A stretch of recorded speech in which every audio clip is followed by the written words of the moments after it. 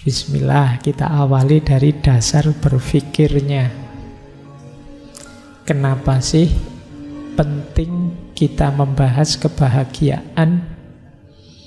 Yang pertama, manusia itu sebagai makhluk yang bekerja, bertindak, beraktivitas. Setiap aktivitasnya pasti ada tujuan. Dan kalau kalian cermati, secara umum tujuan dari semua aktivitasmu itu nanti ya jatuhnya untuk kebahagiaan. Boleh kamu cek.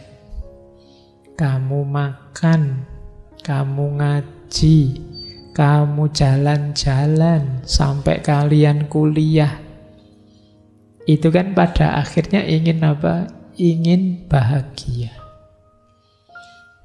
Jadi setiap tindakan pasti ada tujuannya. Yang tujuan itu pasti jenis kebahagiaan. Entah nanti kebahagiaan level apa, tapi pasti nanti jatuhnya ke situ. Tidak ada tindakan apapun yang tidak bertujuan.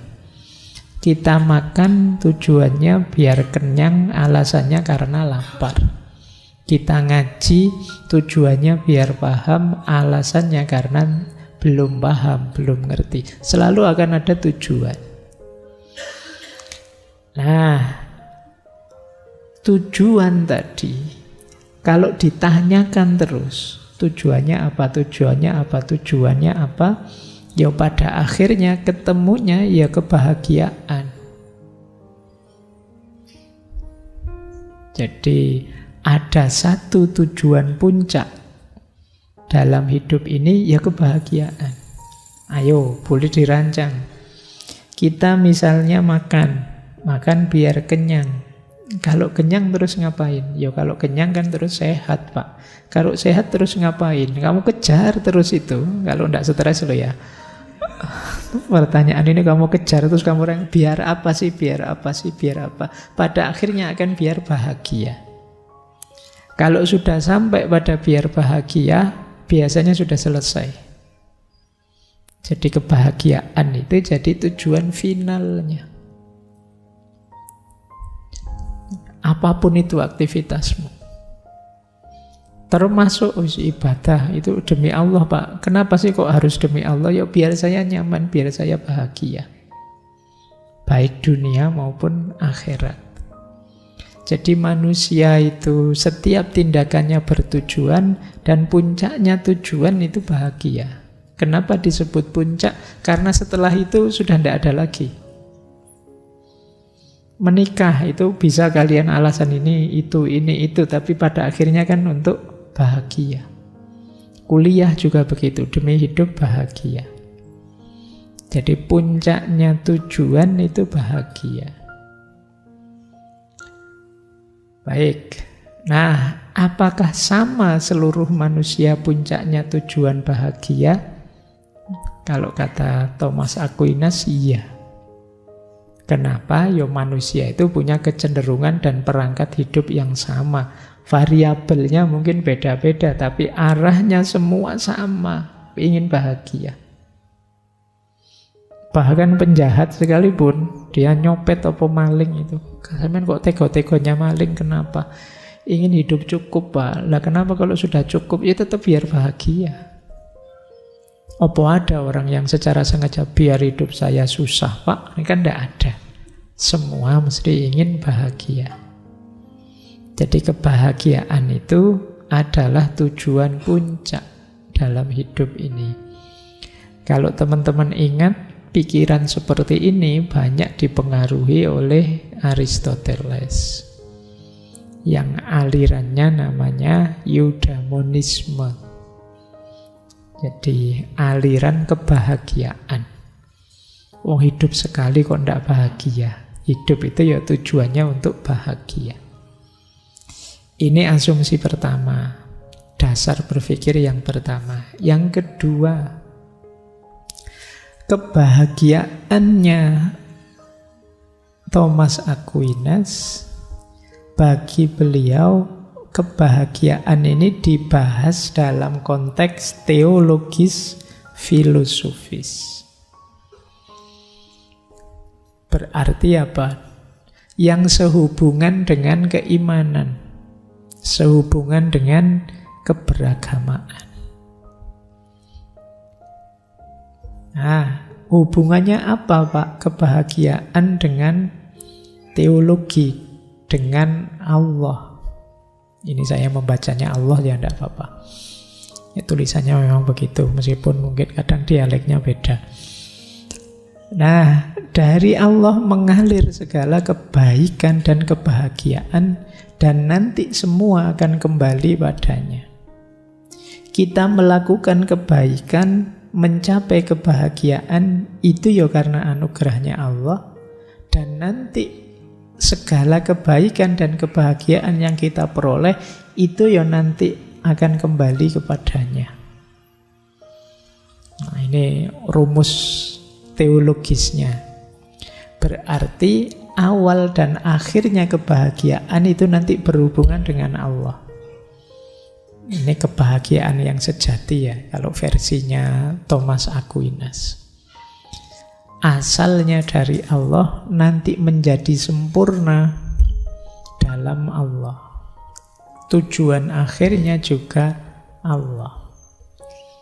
Ini kalau ini kita imani, kita percaya begitu, wong kita orang beriman. Kenapa kok bukan pada makhluk selain Allah kita bisa bahagia? Karena makhluk ciptaan, hal-hal duniawi itu ya terbatas. Seandainya bisa memberikan kita kebahagiaan, itu ya jangkauannya terbatas. Kalau ingin kebahagiaan yang puncak, yang sempurna, yang sejati, itu ya yang berhubungan dengan Allah. Nah, nanti ada konsepnya sendiri dari beliau. Pokoknya kita yakini dulu. Kalau tadi rasionalnya, kalau ini teologisnya. Nah, kita lanjutkan. Dalam konteks filosofis juga begitu. Kita ini punya dua kemampuan dalam diri kita, kata Thomas Aquinas. Yang pertama kehendak, yang kedua intelek.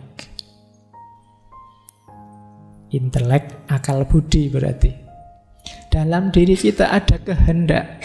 Kehendak itu keinginan yang muncul secara fitri dari dalam diri, itu kehendak. Biasanya dibedakan dengan keinginan. Kalau keinginan itu munculnya karena dorongan dari luar diri. Selama ini kalian menganggap sama ya. Tapi bedanya kalau kehendak dari dalam keluar. Kalau keinginan itu ada dorongan dari luar sehingga kita terus ingin meraihnya. Nah, yang ada dalam diri kita itu kehendak dan intelek. Kehendak itu kan keinginan dari dalam diri, itu yang dicari adalah kebaikan. Kalau intelek yang dicari adalah kebenaran. Nah, kalau di Thomas Aquinas, untuk menemukan kebahagiaan tertinggi yang berhubungan dengan Allah tadi, yang lebih berperan adalah intelek, akal pikiran kita. Nah, ini nanti dasar berpikir yang kedua ini coba kalian ulang-ulang ya, biar paham maksudnya.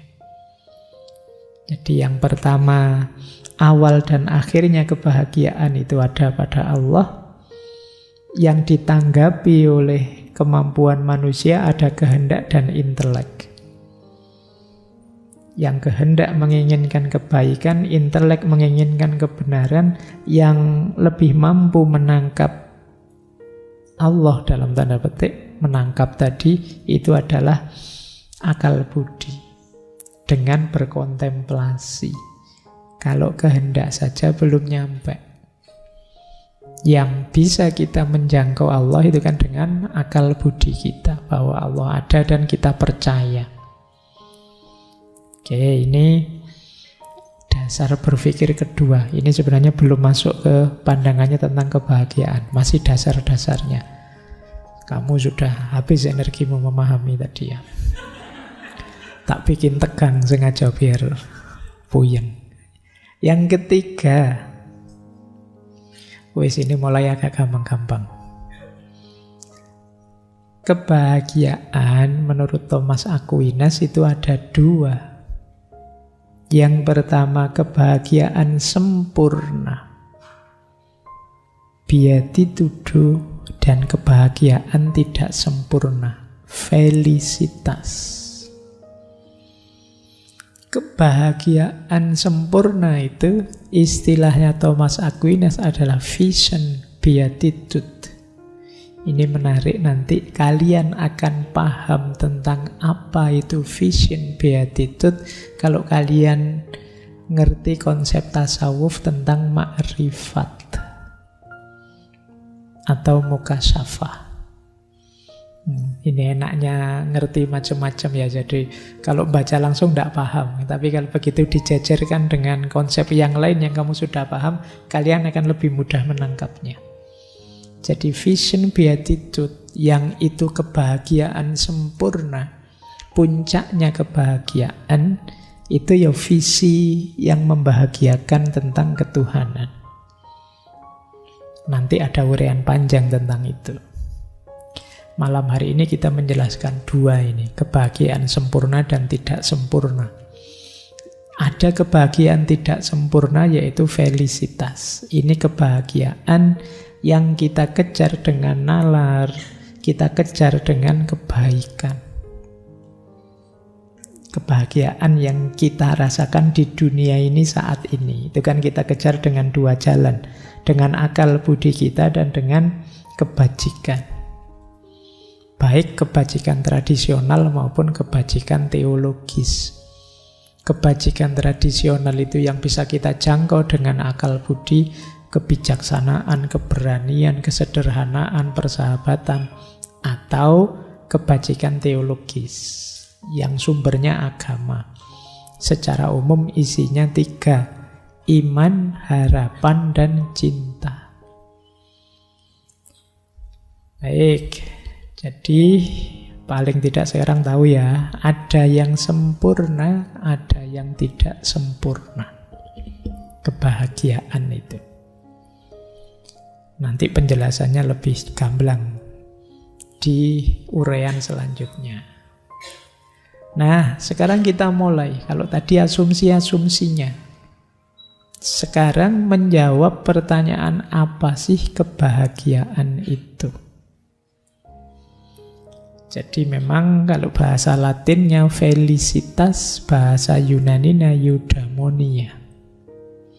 Kebahagiaan itu kalau di Summa Theologica nanti ada beberapa definisinya. Minimal ini, kita lihat secara bahasa artinya pemuasan keinginan untuk memiliki kebaikan yang benar dan tepat secara sungguh-sungguh. Atau ada definisi setara, kepuasan subjektif atau perasaan puas yang dialami individu di mana keinginannya berhenti. Kenapa keinginannya berhenti? Karena sudah terpenuhi. Itu bahagia.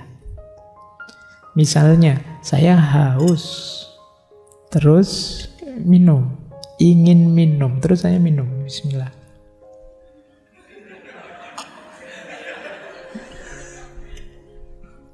Lega sekarang, saya tidak ingin minum lagi. Ini jenis kebahagiaan. Nah, contohnya itu. Kalau tidak dicontohi kamu bingung baca definisinya dok. Ada lagi definisi sukacita yang real. Ketika seseorang memiliki kebaikan yang dia rindukan. Jadi cirinya kalau yang definisi ketiga ini sukacitanya. Kalau yang kedua tadi kepuasannya. Kenapa sukacita? Keinginanku, kerinduanku terpenuhi. Tujuanku terpenuhi. Itu orang bahagia sudah. Ini pengertian-pengertian dasarnya. Lanjut. Cirinya. Ini yang teori-teori tetap kalian harus mengulang nanti ya. Diulang, didengarkan lagi. Apa cirinya kebahagiaan itu? kebahagiaan itu sifatnya ya subjektif, ya objektif. Subjektif karena dia ciri utamanya adalah rasa yang dimiliki seseorang. Ciri utamanya bahagia tadi kan rasa puas, rasa lega, rasa senang. Kalau urusan rasa kan ya masing-masing orang. Makanya disebut subjektif. Tetapi sekaligus objektif. Kenapa objektif? Semua orang ingin bahagia. Tidak ada orang yang tidak ingin bahagia, meskipun ternyata isi kebahagiaan bisa beda-beda. Itu yang disebut subjektif. Ngaji ini berat karena perjuangan. Karena kamu merasa harus berjuang, harus punya ilmu, wajib terus kamu ngaji. Ataukah sesuatu yang menyenangkan, menggembirakan. Itu kan kalian bisa beda-beda. Jadi mungkin bagi yang menganggap ini menyenangkan, menggembirakan, dia sumber kebahagiaan. Ngaji ini, ngajinya saja kebahagiaan. Tapi ada yang mungkin masih besok bahagianya, Pak. Ini masih perjuangan, Pak. Berbeda ternyata, meskipun ngajinya sama. Tetapi keinginan untuk bahagianya objektif, universal. Maka ya subjektif, ya objektif. Kemudian kebahagiaan itu bukan sarana atau alat untuk mencapai tujuan, tapi dia hanya tujuan saja. Tadi sudah saya singgung sedikit ya, bahagia itu bukan demi sesuatu yang lain lagi. Kalau sudah sampai titik bahagia ya sudah. Tuh. Jadi tidak ada lagi yang dituju selanjutnya. Dia adalah terminal terakhir. Yang ketiga, kenapa kebahagiaan itu diinginkan? Karena dalam kebahagiaan dipersepsikan terdapat kebaikan. Kenapa kok saya minum tadi? Karena saya menganggap di balik minum ada kebaikannya. Yaitu saya jadi lebih sehat. Kenapa kalian ngaji? Karena kalian tahu di balik ngaji ada kebaikannya. Semua yang ditarget orang yang namanya kebahagiaan, di balik itu pasti ada nilai yang dia persepsi sebagai kebaikan. Kalian mungkin bahagiamu karena apa? Wis kamu boleh sebut. Ingin apa kamu boleh sebut. Kan pasti di balik tujuan yang menurutmu membuatmu bahagia itu kan ada nilainya. Kira-kira menikah membuatmu bahagia, Pak? Iya, Pak. Kenapa? Karena di balik pernikahan ada nilai kebersamaan, ada nilai melanjutkan generasi, ada nilai fitrah, dan lain sebagainya. Jadi di balik kebahagiaan ada nilai. Dan nanti menurut Thomas Aquinas, oleh karena itu kebahagiaan tertinggi pasti dia mengandung kebaikan tertinggi. Dan siapa lagi kebaikan tertinggi kalau bukan Allah? Berarti kebahagiaan tertinggi juga hanya bisa kita temukan dalam Allah. Nah, jadi ini asumsi-asumsinya untuk menegaskan nanti kebahagiaan yang sempurna.